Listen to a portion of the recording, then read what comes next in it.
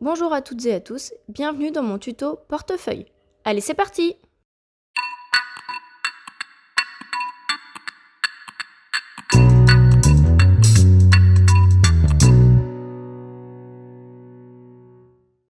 Pour réaliser ce projet, nous avons besoin d'une grande bande de tissu de 93 cm par 8 cm, d'un rectangle de 15 cm par 8 cm, d'un morceau de biais de 15 cm, une fermeture éclair de 15 cm, un jeu de boutons pression, deux triangles à base de 8 cm, hauteur 10 cm, et enfin 4 rectangles de 15 cm par 12 cm. Alors, pour la création de la partie porte-carte, j'ai d'abord réalisé un patron en papier. Pour cela, j'ai assemblé des feuilles blanches de 8 cm de largeur et j'ai pris simplement une carte de fidélité et j'ai créé mes marques pour que mes cartes de fidélité puissent dépasser un petit peu à chaque fois. Et j'ai tout simplement réalisé un pliage. Il suffit de bien marquer les traits et finalement à la fin vous obtenez plein de rectangles assemblés avec des mesures. Plus vous faites d'emplacement de cartes, plus votre portefeuille sera long. Maintenant que mon patron est bien réalisé, je vais pouvoir le faire sur mon tissu. Donc pour cela, j'ai découpé mon tissu de la longueur totale dont j'ai besoin et je recréé toutes mes marques pour plier. Il suffit ensuite, avec le fer à repasser, de bien plier en marquant le pli, en suivant le patron. Petit point en plus, j'ai réalisé mes marques à l'aide d'un feutre lavable à la machine, mais qui ne s'efface pas à la chaleur, pour éviter de perdre toutes mes marques en pliant.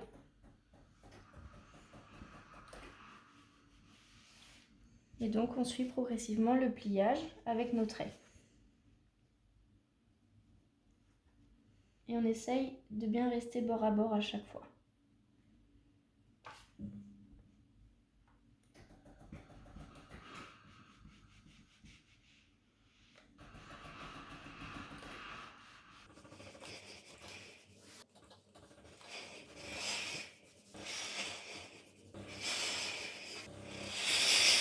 Maintenant qu'on a réalisé notre pliage avec le fer à repasser, on va créer la doublure pour notre partie porte-carte. Donc pour moi, j'ai pris le même tissu, aux mêmes dimensions, donc 8 par la largeur de votre porte-carte. Vous mettez endroit contre endroit et on fait une piqûre en haut.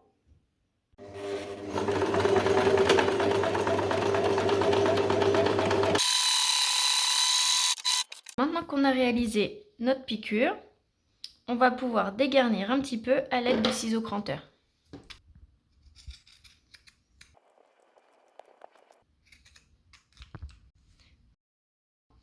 On va pouvoir retourner et bien aplatir notre couture à l'aide du fer à repasser. Maintenant, on prend nos deux triangles que l'on va mettre endroit contre endroit. Alors moi, c'est du tissu uni, donc ça n'a pas d'importance. On les place bien face à face et on réalise une piqûre sur les grandes largeurs.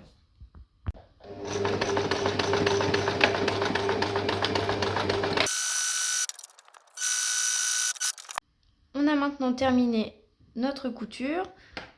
On dégarnit très légèrement sans couper notre fil, puis on retourne.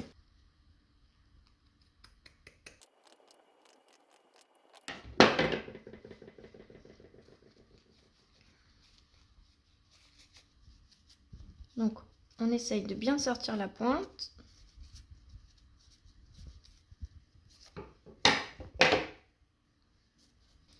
Et une fois que c'est fait, un petit coup de fer pour aplatir les coutures. On met donc de côté le triangle une fois repassé. On reprend notre partie porte-carte que l'on vient passer sur notre rectangle. Et ensuite, on passe une couture sur toute cette partie.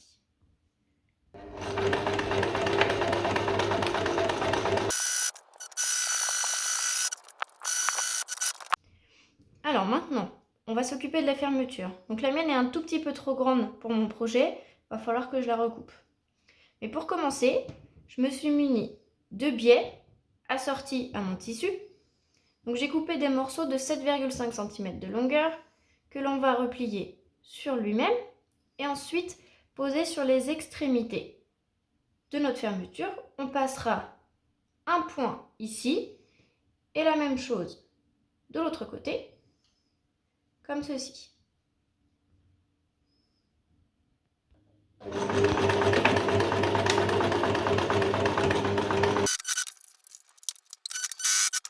Donc là j'ai cousu mes petites butées et je vais juste couper mon surplus de fermeture éclair.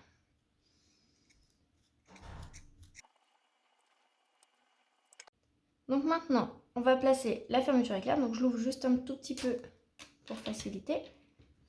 Donc on la place endroit contre notre tissu extérieur et on place notre tissu doublure par-dessus. On aligne bien et on place nos pinces. Maintenant que l'on a bien placé nos pinces, on va pouvoir passer à la machine. On passe un point droit ici en utilisant le pied à fermeture éclair.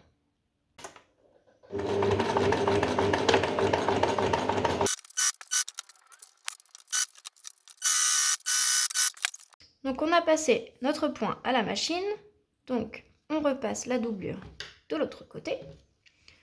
On tire bien sur les tissus pour bien aligner. Et on va passer une surpiqûre ici.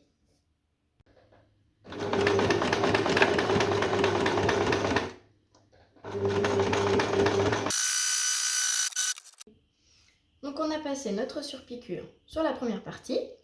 Donc maintenant on va coudre le dos. Donc moi je prends mon simili-cuir qui est au dos.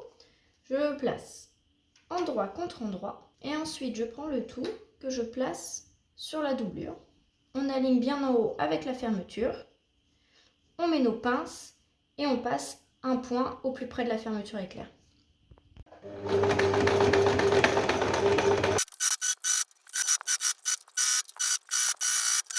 Alors on a passé notre piqûre ici.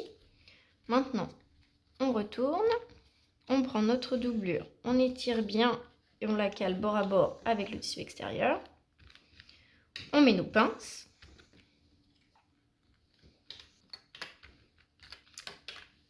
Et ensuite, alors comme c'est du simili-cuir, deux options. Soit vous avez un pied téflon et vous l'utilisez, soit vous prenez une feuille de papier cuisson que vous placez entre votre simili-cuir et votre pied et vous passez votre couture normalement.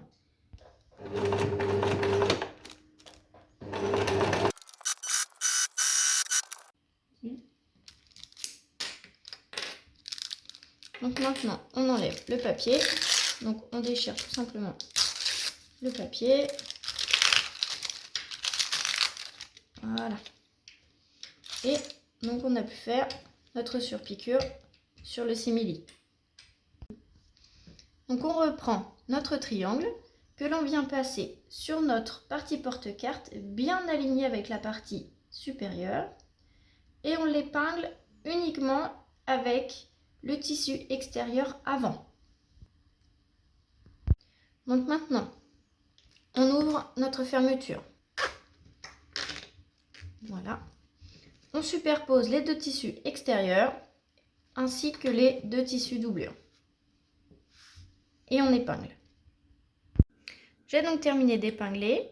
Vous voyez ici, j'en ai mis deux et j'ai laissé un espace. C'est pour qu'on puisse retourner après. Donc on fait une piqûre tout du long, comme ça, en laissant bien l'ouverture.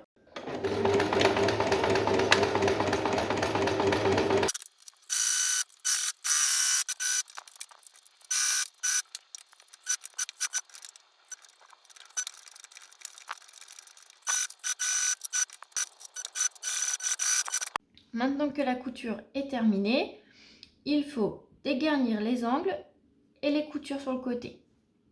Maintenant que l'on a dégarni nos coutures, on va pouvoir retourner le projet.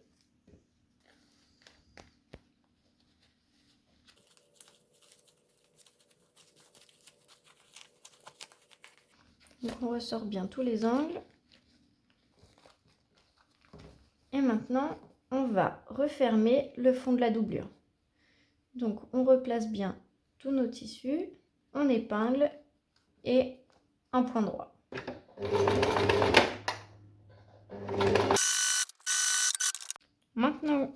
que la surpiqûre est faite, on peut rentrer la doublure.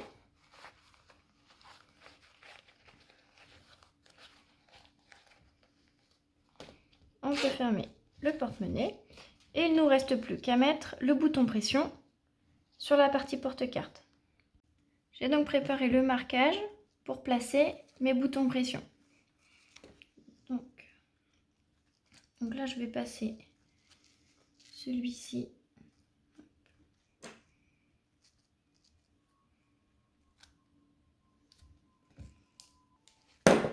Voilà. Et enfin,